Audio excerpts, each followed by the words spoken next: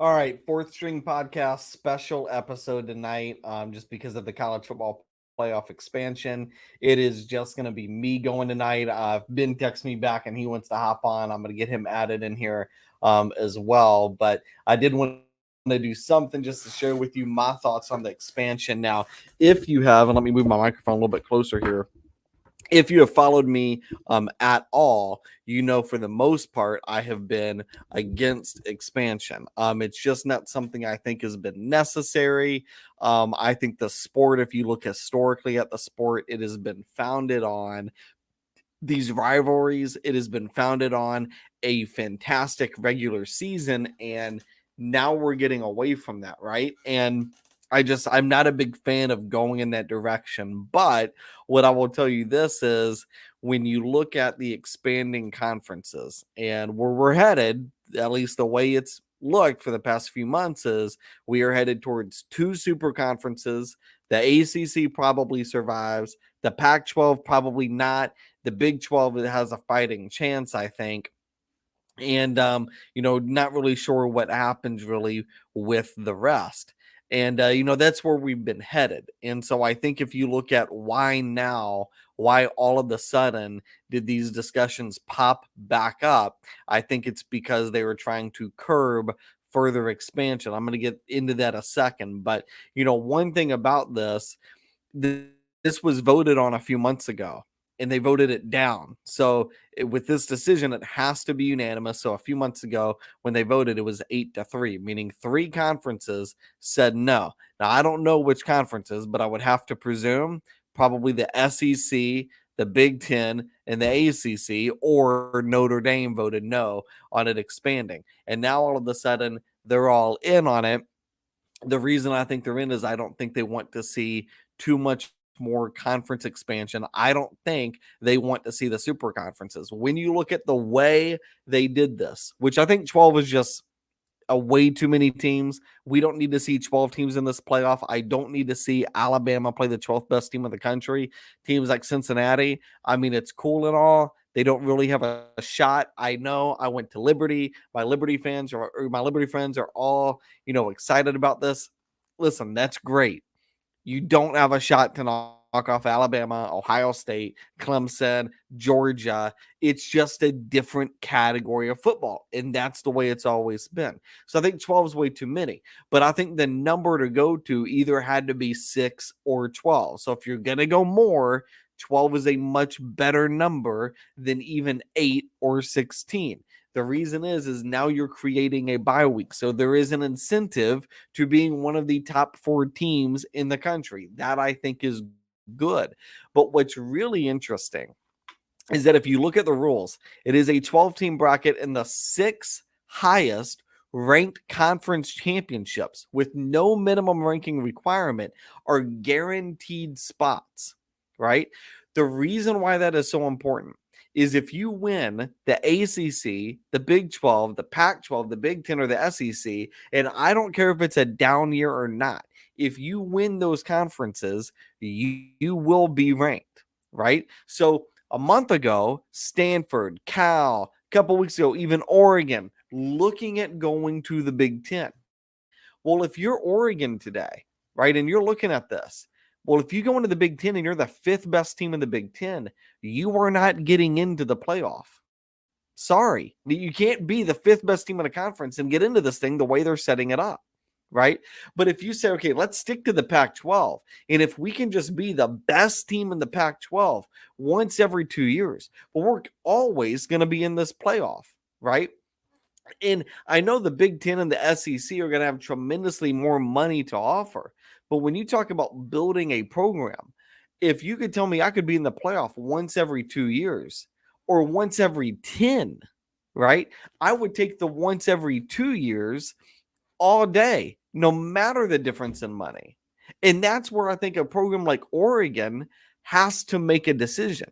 Programs like Miami and Clemson and Florida State, which were recently under consideration from the SEC, they now have to look at this and go, well, do we really want to go to the SEC and potentially finish behind Alabama and Georgia and LSU and Tennessee, or stick with the ACC And now we can win the ACC and just get it. Now, of course, it's a little bit more complicated than that because you got to at least win the conference. But I think when they say 6, they didn't say 5, they said 6 of the conference champions who are ranked the highest, they are automatically getting into this.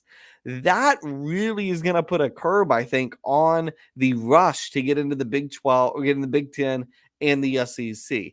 Ultimately, that is good for college football. Now, ultimately, what the expansion we've seen with Oklahoma and Texas going into the SEC, USC and UCLA going into the Big Ten, I think those are good moves. I think it does make the sport more interesting. But what we have been discussing recently is a complete circus act where we're going to have 30 team conferences.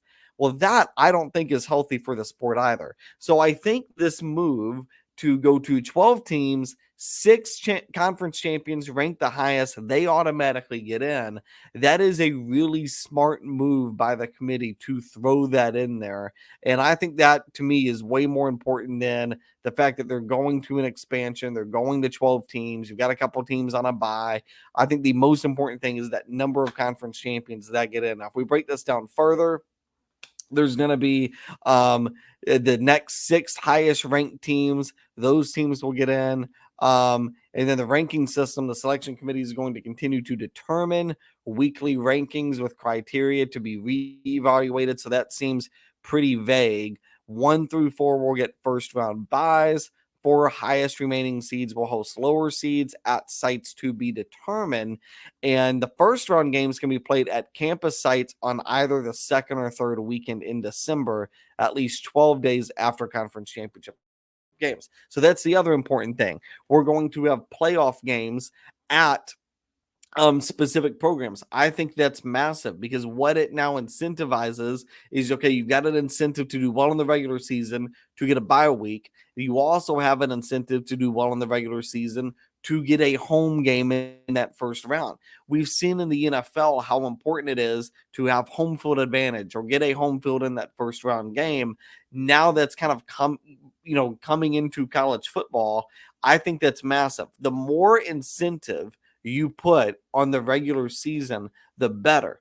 And so again, I've been completely against expansion, but when you dig deep on this and you look at the kind of the nitty gritty in this, they are putting a big incentive on, all right, we're going to expand this thing, but you got to be good in the regular season.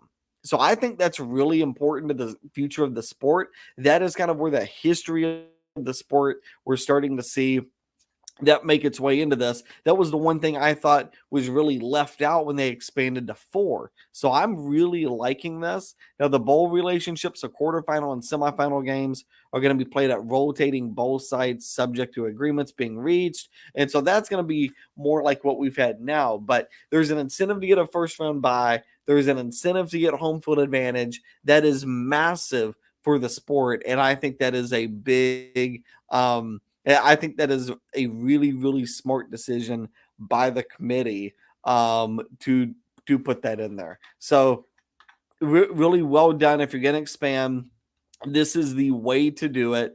Again, I've been against this for the most part, but I really enjoyed this news. Now, I think the other thing too, just kind of circle back to 6 highest conference champions. The other thing that program has now got to consider is Notre Dame. Do they consider joining a conference? And if you're Notre Dame, are you now more incentivized to join the ACC where you feel like you've got a better chance of winning, you've got a relationship with the conference, or do they just go all in on the Big Ten? Like, I think there's little reason at this point to remain independent. Like, I get the contractual agreements with NBC, all of that stuff. But if you're telling me I can get an automatic bid by simply winning my conference championship, like, that is huge. We've seen this in college basketball where you got to be in a conference, because if you win your college tournament in basketball, you're into the national tournament. And that's the name of the game. And so I think Notre Dame now has to look at this and really reconsider themselves. And then, the last piece of this that I think is really interesting to think about too, if you watch college basketball and you watch head coaches and how contracts are interacted with this, a college basketball coach can get a 3-4 year extension simply by making the tournament. I will never forget, as a Liberty fan years ago, the team won 7 games in the regular season. Del Lair was supposed to be fired by the end of the year. Well, they go into the conference tournament as the worst seed in the conference. They win the tournament, so they go into the national tournament, and simply because they made it, they extended him for another year. Now, they subsequently fired him the next year because it was awful. They just had a weird run. But now I think you're going to see some of that make its way into college football. Now it becomes the name of the game now becomes just get into the playoff. Just get into the playoff. Whatever happens after that, great, whatever, but just get us into the playoff. That's going to be the name for a lot of these programs. Now, your Georgias and your Alabamas, they still want to compete for the championship. But a team like I think in Oregon right now, just get into the playoff, baby. Like that's all we care about. If you're Miami, just get us into the playoff. We'll keep you around for a while. And so I think the dynamic of we're going to see coaches that previously would be on the hot seat, maybe even getting fired in the middle of the year, and now the athletic director is going to look at it and go, well, man, he got us to the playoff last year, or man, he got us, he's one game away from getting us back into that playoff. Like we got to keep him around and just see just see this thing through. So I think this is a big win for a lot of coaches who now have a path to secure their future going forward. So there's my thoughts on the playoff expansion. I think it is really, really interesting. I think they did a good job. Again, I've not been a fan of it, but at this stage, I think it was necessary to expand. It does not surprise me. I've been waiting for this really for the past couple of months. And they're talking about trying to make this effective as early as 2024, which is fascinating because the way they're looking at it, and if you think, why are they so urgent? Well, I think the reason they're urgent is, again, to curb that expansion. They're saying, look, we got to do this yesterday. That's a really, really interesting dynamic, too. So what is the driving force behind them saying this has to be done right away? That, I think, is another interesting dynamic to all of this. So there's my thoughts on it. I think it's going to be interesting. I think it's going to be good. Y'all have a good night. Enjoy your college football weekend. By the way, I love, and I hate to say it, but I really love Ohio State over Notre Dame this weekend. I've got the Buckeyes 37-20 knocking off Notre Dame. Y'all have a good weekend.